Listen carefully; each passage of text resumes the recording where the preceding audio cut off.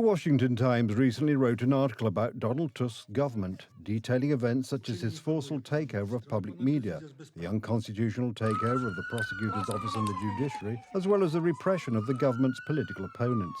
These are some of the topics discussed in the Washington Times by Anna Wojciechowicz-Wallisch, president of the American Public Affairs Institute, the Edward Burke Foundation. Na Europę Środkowo-Wschodnią. There was a lot of attention on Central and Eastern Europe because Prime Minister Orban was visiting, and usually, when that happens, the whole region is observed with greater interest. This provides an opportunity to draw the world's attention to the repression employed by Donald Tusk's government. In an act of crude retributive justice, Mr. Tusk and his cronies have immediately engaged in a series of radical policy reversals and a brutal, wide-ranging campaign of repression and persecution of their political opponents. In previous years, the left-wing European mainstream media strongly attacked Poland, maintaining a false narrative about its political situation, paving the way for Donald Tusk's return to power. For quite a long time, the foreign media circulated false information about the political situation in Poland, which was unfortunately and quite cynically supported by the left-wing European mainstream media in order to support Donald Tusk's political camp. As we now know, the message was unfounded. Today, the establishment media are silent about the repression of Donald Tusk's opponents ever since his coalition took power. The government's vendetta against its opponents has been as aggressive as one would expect from a regime unconcerned with the legalities. Reports of the treatment of political detainees include accusation of torture and denial of counsel. The author of the article recalls the several months of detention of Father Michał Olszewski and the blocking of the activities of his Profeto Foundation. As of today, Father Olszewski has not been proven guilty of anything. Father Michał Olszewski was not given anything suitable to eat for over a dozen hours and was not given anything suitable to drink. The next day, he was told to urinate into a bottle and was not taken to the toilet. The media's silence surrounding the actions of the current government also applies to the cases of Ministry of Justice officials Ursula and Carolina, who were arrested and held in appalling circumstances. Sometimes I had to wait a very long time to go to the toilet, and I had a bladder infection, so when I felt sick and asked to leave the cell to go to the toilet to vomit, the police officer replied, "You can't go now, throw up on the floor." Were you handcuffed immediately when you arrived at the house? I was handcuffed immediately after entering, and in front of my child. This is part of a series of events carried out by the people who currently head the prosecutor's office and the Ministry of Justice, or who headed them earlier under Tusk's government, wanting to obtain evidence and trial material on anyone from the current opposition at any cost. The list of people subject to government repression is growing, and Brussels remains silent. Brussels is deaf and blind to what Donald Tusk is doing in Poland, because Brussels wants it to happen. There are reasons for this consent, says MEP Jadwiga Wiśniewska. This is what the rule of law, this caricature of the rule of law in Brussels, was all about, because today Warsaw has a submissive government whose prime minister dutifully carries out every order from Brussels. No wonder, then, that when it comes to important issues of the rule of law and violations in Poland, the US administration sends notes to Brussels and the head of the European Commission, Ursula von der Leyen, instead of to the Polish government. These kinds of letters are always sent to those in charge. The implication here is that the Polish government is treated as a proconsul of Brussels, not as a sovereign government. Considering that Tusk has what amounts to a legal carte blanche from Brussels, there's no telling what he'll do to hold on to power come the next election in Poland. Reliable and extremely dangerous for the enemy.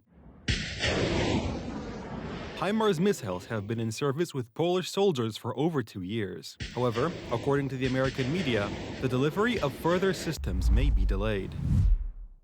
According to estimates by the State Department provided to Axios, the export of U.S. weapons worth over $5 billion intended to support NATO allies in Ukraine has been delayed due to the government shutdown. Only 25% of officials are working at the State Department. Arms exports procedures have been delayed because there is simply no one to process them.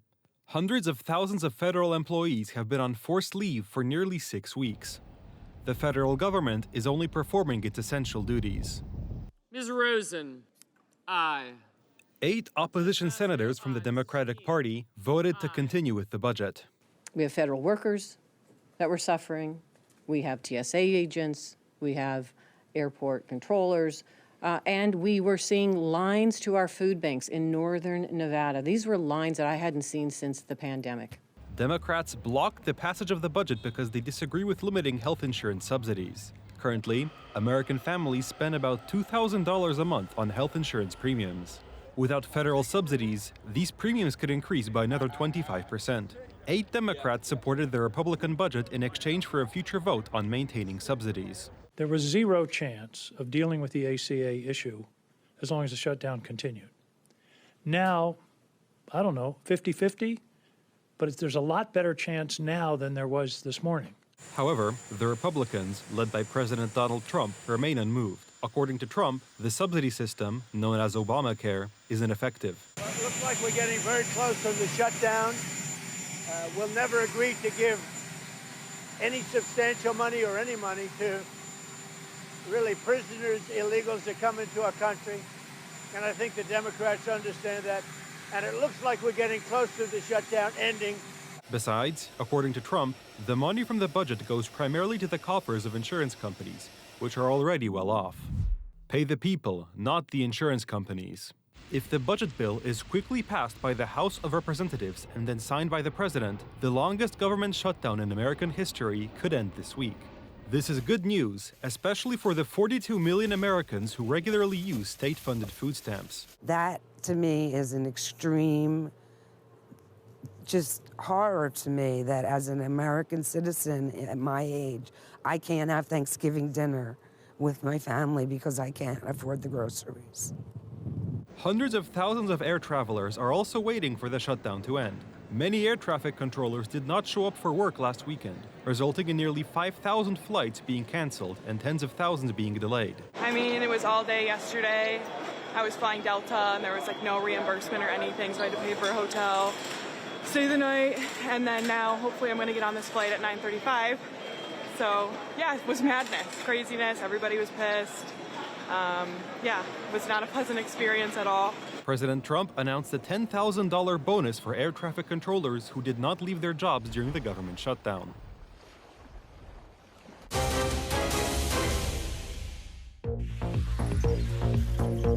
The BBC, British public television. It presents itself as a model of impartiality and journalistic independence, but the truth is sinking it. The station caused an international scandal by manipulating Donald Trump's words. BBC Director General Tim Davie has resigned, and the former head of BBC News, who has just resigned from her position, is now giving vague explanations and evasive answers to allegations of corruption and bias on the part of the British broadcaster. Of course our journalists aren't corrupt. Our journalists are hard-working people who strive for impartiality, and I will stand by their journalism. Is there institutional bias at the BBC? There is no institutional bias. Mistakes are made, but there's no institutional bias. But this desperate attempt at defence collapses like a house of cards when we trace the station's perfidious manipulation. This concerns a documentary about Donald Trump shown on Panorama, in which the authors edited his statement from the 6th of January 2021, from his first presidency, on the day of the attack on the Capitol. This is the statement by Trump that the BBC showed. We're going to walk down to the Capitol, and I'll be there with you, and we fight. We fight like hell. And that was the original statement by the American president. We're going to walk down to the Capitol, and we're going to cheer on our brave senators and congressmen and women. I was not at all surprised when I learned that the BBC had deliberately edited President Trump's speech to put him in a bad light. Unfortunately, this is quite typical of the English-speaking, that is British and American, mainstream media. Recent studies show that President Trump's first 100 days were portrayed negatively 92% of the time on American television. The BBC manipulated Trump's statements by editing them in such a way as shown by the BBC. We're going to walk down to the Capitol, and I'll be there with you, and we fight. We fight like hell. The edited statement is divided, note, by almost an hour, exactly 54 minutes. We're going to walk down to the Capitol, and we fight. We fight like hell. On the surface. The second part of Trump's speech was not about the Capitol, but about fighting for the most important values. Donald Trump very clearly sticks to a conservative line, tells it like it is, describes the world as it really is, and that is why he is sometimes brutally attacked, as was the case with the British broadcaster BBC. Now that broadcaster is in trouble and Donald Trump is winning. The whole world knows it and increasingly agrees with Trump. The BBC chairman apologized for the mistake in a special letter, but according to the White House, it was not a mistake but a premeditated act aimed at discrediting the Republican, who defends values that are attacked on a daily basis by the left liberal media in Great Britain, Europe and the United States. W ostatnich miesiącach Trump wytoczył kilka głośnych procesów przeciw... In recent months, Trump has filed several high-profile lawsuits against leading television stations and news agencies in the United States. And already in two of them, ABC and CBS, they had to pay Trump tens of millions of dollars for manipulating the news in order politically to attack Trump. BBC viewers are calling for the station to have its public funding withdrawn, as it only promotes a left-wing liberal worldview and has repeatedly attacked conservatives and their values. Donald Trump is considering a billion-dollar lawsuit against the British broadcaster for manipulation.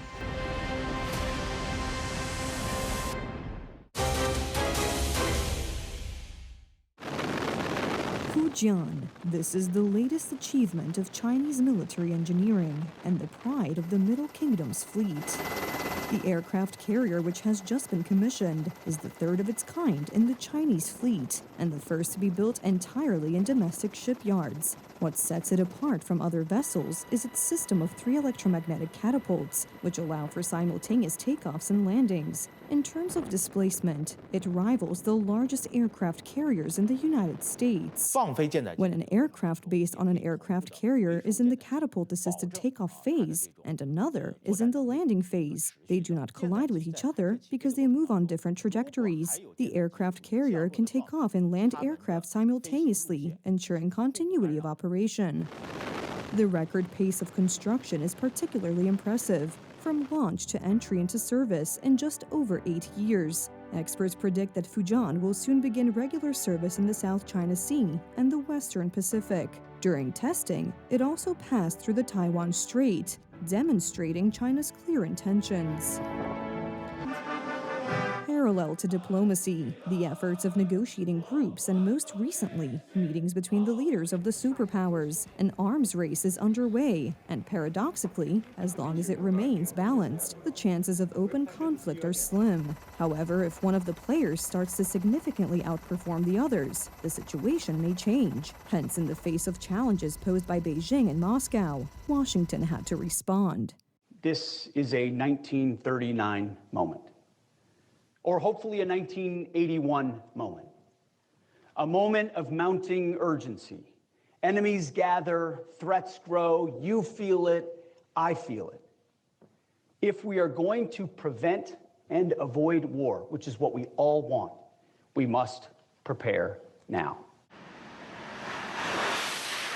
The U.S. is shifting its economy and politics into war mode. The last few months of Donald Trump's administration have been about closing ranks and counting swords, reviewing commitments in various regions of the world, and announcing a regrouping. Above all, however, a significant increase in investment in what shapes the modern battlefield today. We all know the battlefield has changed in an incredible and profound way. We've got technology that would have been inconceivable even when I was a little kid is now driving the face of the modern battlefield. We got cybersecurity, we got satellites in space, we got artificial intelligence, we've got all this incredible technology. And of course, the United States is the most significant leader of technology in the world. The unquestionable dominance of the United States in both the economic and military spheres is becoming a thing of the past. American partners, including allies in the Indo-Pacific region, are also feeling this, hence the increasingly frequent joint demonstrations of force and constant assurances of unwavering alliances, such as those with Japan and South Korea. Minister Ahn and I discussed practical steps that we can take to modernize the alliance, and I'm greatly encouraged by Minister Ahn's commitment to increase defense spending and to make greater investments in ROC military capabilities. This includes critical missile defense and space capabilities that our forces need to preserve the peace and prevail, God forbid, in war. The American protective umbrella and declarations of collective defense are crucial in keeping rising powers such as China at bay. This is all the more true when areas such as the disputed Taiwan are at stake. The situation is similar on NATO's eastern flank, and declarations to defend every inch of alliance territory. In practice, however, it is crucial to maintain the pace of defense investment so that no potential adversary has any illusions about the profitability of open aggression.